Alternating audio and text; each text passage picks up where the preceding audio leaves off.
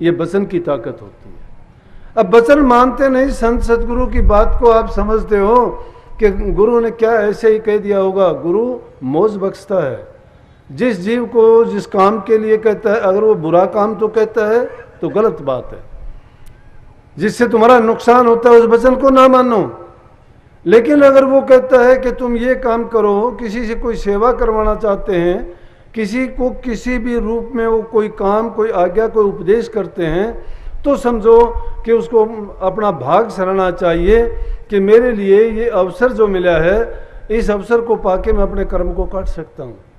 गुरु ने मुझे मौज बख्शी है, इस मौज में क्या पता हमें कौन सा फायदा पहुँचाने का उन्होंने प्रयास किया है। ये जीव अपनी बुद्धि, अपनी ज्ञान से और अपनी चतुराई के कारण उस आए हुए अवसर को खो देता है। अवसर किसी को दिया जाता है सेवा करने का, वो उसको टाल देता है। सेवा करने के लिए कहा किसी को जाता है, वो अपनी मिली हुई सेवा किसी दूसरे को दे देता है, नहीं उठती उससे सेवा। जब इन बातों को मानते नहीं, क्यों नहीं मानते? क्यों उस ओर हमारी दृष्टि नहीं होती है। बराए नाम के हम सत्संगी हैं, कहने को कहते हैं, नाम भी लेते, फिर शिकायत करते हैं जी मेरा ध्यान नहीं बनता, मेरे से अभ्यास नहीं होता, मेरा सुमरण नहीं होता।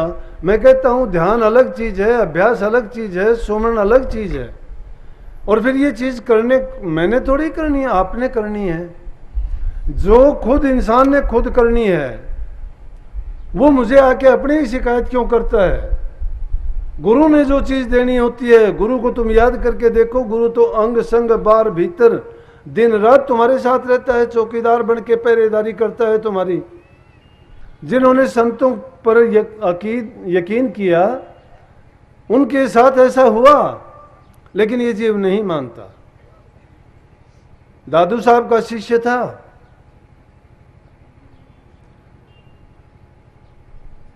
उसने यही बात की थी कि दादू साहब ने उसको बहुत चेताया कि तू ये ना कर, वो ना कर, नहीं मानता था। तो उसको जब कर्म की मार पड़ी और फिर भी गुरु ने उसको ऐन वक्त पर आके जब समझाया और चिताया, तो उसकी समझ में आ गई। और फिर कहने लगा कि उसने लाख लाख गुरु का धन्यवाद किया कि अगर गुरु जी मुझे समय पर नहीं संभालते तो मुझे भी और दूसरे लोगों की तरह से, नाम ही बता देता हूं, रजब नाम था, रजब नाम का उनका शिष्य था और उनके पास रहता था। लेकिन फिर घर वाले उसको ले जाके उसकी शादी करने के लिए तैयार हो गए। पहले भगवान भक्ति में मस्त रहता था, सेवा करता था, संगत की करता था, नेक काम करता था, बुराइयों से बचा हुआ था। लेकिन घर वाले चाहते थे उसको घर गृहस्थी में डाल देना, दुनिया के जंजाल में फंसा देना, दुनिया के जंजाल में फंसा देना। लेकिन संतों ने तो ऐसा सुगम रास्ता बना दिया, कहते हैं कि घर में रहो, सारे काम जिम्मेवारियों को निभाते रहो, सेवा करो, प्रेम करो और घर में रहते हुए ही भक्ति करके अपने जीवन को सफल बनाओ। लेकिन क्या किया, जब उसको समझ में आ गई, शादी का टाइम हुआ, दादू साहब गए और जाके कहने लगे, रजब क्या करता है तूने? मोड़ सिर पर बांध लिया था, कहने लगे, रजब तूने गजब किया, क्यों सिर बांधा? मोड़ चल रहा था तू हरि भजन को और करी नरक में ठोट। कि रजब तूने क्या गजब कर दिया, इतने दिन तक तू गुरु की शरण में रहा, भक्ति के रास्ते पर चला, मन बुद्धि को तूने पवित्र बनाया, अपने जीवन को मर्यादित किया, नेम टाइम से तू रहता था, अच्छा भजन सुमन ध्यान करता था, और तू किस जंजाल में पड़ गया? तू सिर पर मोड़ बांध के उस नरक में जाने की तैयारी कर ली। उसी टाइम उसको ख्याल आ गया, संतों की दी हुई ताकत कभी व्यर्था नहीं जाती। उसकी बुद्धि पर जो पर्दा पड़ा हुआ था, एकदम पर्दा हटा और उसी टाइम मोड़ को तोड़ के फेंक दिया। कहने लगे मैं शादी नहीं करूंगा, और गुरु के पीछे पीछे हो लिया, चल दिया। कुछ दिन के बाद में रजब साहब जब जा रहे थे और जाते हुए उसने देखा एक भांड जाति का आदमी था, उसके 3 बच्चे थे। वो भांड ने क्या किया कि एक बच्चे की तो उंगली पकड़ रखी, एक को गोद में ले रखा, एक को टोकरी में डाल के और सर के ऊपर लिए चल रहा है। पीछे पीछे उसकी घरवाली है, वो भी दूसरा सामान साथ में लिए और रास्ते रास्ते चलते जा रहे हैं। सामने से रजब आ गया और रजब जब देखता है तो बच्चे ने पेशाब कर दिया और पेशाब की बूंद उसके चेहरे पर से लुढ़कती है भांड की। जब रजब कहने लगा भला हुआ सतगुरु मिला, ना तो होता भांड, सिर पर होती टोकरी, गली होती रांड। हंसने की बात नहीं, रोने की बात है कि उसको उससे भी शिक्षा मिली। अरे हमें तो रात दिन जो मुंह के सामने कह के बात चिताई जाती है उसको भी भूल जाते हैं, नहीं मानते। हर चीज में तुम ये चीज खोजने की कोशिश करो कि गुरु ने मुझे ये काम कहा था, गुरु ने मुझे ये शिक्षा दी थी, गुरु ने मुझे ऐसा चेताया था। सुमन कैसे भूल जाओगे, ध्यान कैसे हट जाएगा। जब भी तुम बैठोगे काम करोगे तो तुम ये याद किया करो ना कि गुरु तो इसको ऐसे करता है, सत्संग में तो ये बताई गई थी, मैं क्या करता हूं। ये सुमरन है। जिस घड़ी में, जिस वक्त में तुम्हें गुरु याद आता है, नाम याद आता है और वो किए हुए सेवा के काम याद आते हैं, वो तुम्हारे व्यर्था नहीं जाते, वो भक्ति में गिनती होते हैं। कभी तुम इस चीज को भजन मानते हो कि एकांत में बैठ के तुम घंटे 2 घंटे और कोई और ही चिंतन करते हो, जब एकांत में जाते हो दुनियादारी की बातें याद आती हैं, वो भजन नहीं है। इससे अच्छा तो तुम्हारा वो चिंतन अच्छा है कि सेवा करते हो, काम करते हो। सेवा को महत्व क्यों दिया गया कि जब सेवा करते हो तुम्हें दूसरी चीज याद ही नहीं आती।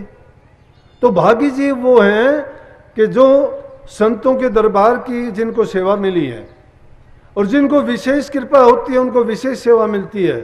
विशेष सेवा हमेशा गुरु की जबान से आती है और गुरु की दृष्टि जिस पर पड़ती है, जिससे वो सेवा लेना चाहते हैं, उसको ये भूल कभी नहीं करनी चाहिए कि उस आई हुई मौज को किसी दूसरी जगह को सरका दे। सोचना चाहिए कि ये मेरे लिए कोई विशेष रूप लेके आई है, मेरे कोई खास कर्म को काटने के लिए आई है, या मेरे लिए कोई विशेष रूप से मौज बख्शी गई है जिसमें मेरा कल्याण है और मेरा हित है। हम तो भजन और किसी चीज को मानते हैं। जब सत्संग में जाते हो, सुनते भी हो उन बातों को, बाद में जब बात करते हैं आप वही बात दोहराते हो। कमाल की बात है, फिर सुनते कहां पे हो? या जिनको जो बात कही जाती है उनको दूसरों की तरफ फेंक देते हो। कबीर साहब जैसे शब्द गाते भी हो, सुनते भी हो, कहते हैं मेरे सतगुरु सेल समान बाण मेरे मारा है। सतगुरु ने तो सेल के समान बाण, सेल जब लगती है तो किसको? दिल को बेंध जाती है, दिमाग को बेंध जाती है, जीवन को बदल डालती है, तुम्हारे रास्ते बदल जाते हैं, जीवन का ढंग बदल जाता है। संसार के ये ऐश आराम जिसमें तुम खुशियां मानते हो वो छूट जाते हैं, जहर नजर आता है, नहीं मानते। अगर जब तुम संत सतगुरु की बात को समझ जाओगे, मान जाओगे, फिर तुम भजन में बैठ के देखना कि सीधे अगर तुम उस नूर में जाके नहीं स्थित हो जाओ तो मेरे पास आ जाना। करो, सारे काम करो, कोई किसी काम से मना नहीं करता, लेकिन अपने जीवन को पवित्र बनाओ, अच्छे नेक काम करो, परोपकार और दूसरे की भलाई का काम करो। उस भलाई के बदले में, अच्छाई के बदले में, सेवा के बदले में, प्रेम के बदले में जो तुम्हें सगुन मिलेगा, तुम्हारे दिल में ऐसा आनंद और खुशी भर देगा, कुछ भी करने की उमंग पैदा करेगा। वो चाह नहीं रहेगी। दुनिया की चाह जब कम हो जाएंगी, तुम्हें एक ही चाह रह जाएगी, सिर्फ प्रभु की, क्योंकि उसकी समान दुनिया की चीज कोई है ही नहीं। वो एक इसीलिए है कि उसकी समानता नहीं है किसी के पास भी। वो एक अनेकों की पूर्ति करता है। जिस रूप में, जो भी काम में, जो भी लाभ तुम लेना चाहते हो उसको प्राप्त कर लो, सब है। और ये संसार तो ऐसी है, बनिए जैसी हाट, इसमें सब प्रकार का सामान आया है, लेकिन चतुर इंसान वो है जो अपना काम करके जाता है, मूर्ख इंसान वो है जो अपने मूड को भी गंवा जाता है। इस संसार को अगर देखो तो इस रूप में देखो, जिस प्रकार से संबल का फूल खिलता है, संबल के फूल को देख के बहुत सुंदरता उसमें नजर आती है, बड़ा रंग देख के तोता भी रीझ जाता है, समझता है कि बहुत अच्छा फल होगा ये, जाके उसमें चोंच मारता है, उसमें खुशी आनंद रस ढूंढने का प्रयास करता है, लेकिन क्या करता है? चोंच मारता है तो उसमें से रूई निकलती है, रस नहीं निकलता, आनंद नहीं मिलता उसको। रूई भी चोंच से चिपट जाती है, उसको छुटाना मुश्किल हो जाता है। फिर पछताता है वो कि बड़ी गलती हुई मेरे से कि मैं बाहर की चमक दमक को देख के अपने आप को इसमें फंसा बैठा। इसी प्रकार से इस माया के देश में, काल देश में, इस चमक दमक में अपने आप को हम भी फंसा लेते हैं, क्योंकि हमारे फंसाने वाली हमारी ज्ञान इंद्रियां लगी हुई हैं। देखने के लिए आंखें लगी हुई हैं, सुनने के लिए कान लगे हुए हैं, रस के लिए जिह्वा लगी हुई है, त्वचा लगी हुई है आनंद के लिए। तो ये चीजें क्या हैं? ये फंसाने वाली है सारी की सारी। शब्द, स्पर्श, रूप, रस, गंध, ये 5 चीजें हैं जिनको चखने में हम सोचते हैं आनंद आता है, लेकिन आनंद नहीं, ये विष का पान करते हैं। इसलिए जरूरत है इंसान को कि संतों के सत्संग में जाके उनकी कही हुई बात पर अमल करना चाहिए। अमल नहीं करते तो व्यर्थ है। हम तो सोचते हैं कि जो वचन कहे गए हैं वो मेरे लिए नहीं, और काफी लोग थे सुनने वाले, उनके लिए होंगे। उनके लिए नहीं होते वो, दूसरे को भी कहे जाते हैं तो अपने आप पर लागू करो कि मेरे लिए कहे गए हैं। अगर कमियां बताई जाती हैं तो ये मत समझो कि गुरु ने मेरी बेइज्जती की है या मेरी बुराई की है या मेरे अवगुणों का बखान किया है। ये सोचना चाहिए कि उनका नाम लेके मेरे अवगुणों को दूर करने का प्रयास करा है, मेरे ऐबों को उन्होंने धो दिया है या मेरे पाप कर्मों का नाश कर दिया है। ऐसी जब हमारी सोच हो जाएगी तो निश्चित रूप से हमारे कर्म धीरे धीरे कटते चले जाएंगे। जीव नहीं जानता कि उसके कैसे कर्म हैं, जीव नहीं समझता है उसके कर्म कैसे काटे जाएंगे, लेकिन संत सद्गुरु सहज में सत्संग के माध्यम से अपने उपदेश में उन कर्मों को काटने का तरीका बता देता है। किसी जीव के कर्म सेवा से कटते हैं, किसी के भजन से कटते हैं और किसी के सद्गुरु की कृपा से कटते हैं। और सद्गुरु की कृपा भी किस प्रकार से होती है? दृष्टिपात से कर देते हैं, प्रसाद से कर देते हैं, उनको छू के कर देते हैं, या उनको वचन सुना के उनके कर्म काट देते हैं। जिस प्रकार का जो जीव होता है उसी प्रकार की उसके लिए चीजें देते हैं कि जिसके कारण से वो जीव समझ जाए और उसकी वो बुराइयां धीरे धीरे करके निकल जाए। अब घरों में हम ये हालात देखते हैं कि आपस में सास बहू का झगड़ा रहता है, पति पत्नी का झगड़ा रहता है। बच्चों को अच्छे संस्कार कहां से मिलेंगे? जब अच्छे विचार नहीं है, घरों में अच्छी शिक्षा नहीं है, तो बच्चे भी खराब हो जाएंगे। सम्मति चाहिए। सुख, समृद्धि और खुशहाली कहां मिलेगी? जहां सुमति होगी। सुमति जहां है वो नाना प्रकार के सुख हैं। लेकिन जहां कुमति है, बुरे विचार हैं, बुरे ख्यालात हैं, आपस में झगड़े फिसाद होते हैं, एक दूसरे की बात नहीं मानते हैं, तो समझो उस घर में दुख काल का पैरा हो जाता है, पाप पैदा हो जाते हैं उसमें, और उस घर से लक्ष्मी वास छोड़ देती है।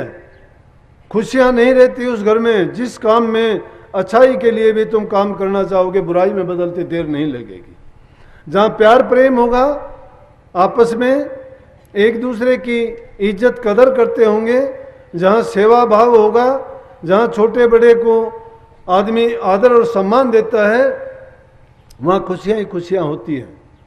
आदमी कभी भी छोटा नहीं बनता, दूसरे की इज्जत करने से इंसान बड़ा बनता है, क्योंकि उसका खुद का मान मरता है और दूसरे के दिल से जो लौट के उसके लिए अच्छी भावना आती है वो आदमी को अच्छा बना देती है।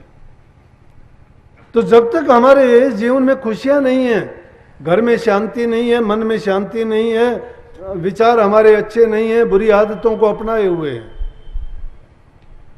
बुरी आदत छोड़ते नहीं, छोटी सी आदत के भी गुलाम बन जाते हैं, चोर बना देती है हमें, वो झूठा बना देती है।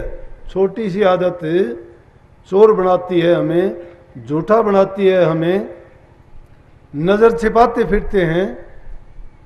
यहीं की बता दूं, पिछले दिनों एक यहाँ का प्रेमी बहुत अच्छा आश्रम में गया।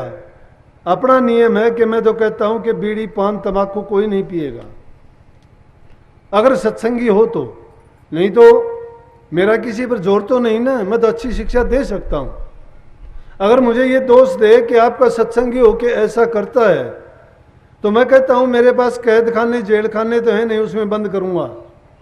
लेकिन मेरे पास ये जरूर है कि उनको अच्छी भावना और उनके लिए मैं दुआ करूंगा कि उनको सद्बुद्धि दे मालिक, कि जो बुरे रास्ते चलते हैं, बुराइयों में पड़े हुए हैं, बुराइयों को छोड़ दे। और मैं अपना प्रयास छोड़ता नहीं हूं, मैं हमेशा ये प्रयास करता हूं कि जो इंसान बुराई करता है उसको बुराई से हटाओ, छोड़ देगा एक दिन। आप लोगों को भी ये कोशिश करनी चाहिए। छोटे बच्चे होते थे, आजकल तो पक्के मकान हो गए। छोटे घर जब होते थे आग बहुत लगती थी गर्मी के मौसम में। जब आग घर में लगती थी तो जिस घर को आग लग जाती थी ना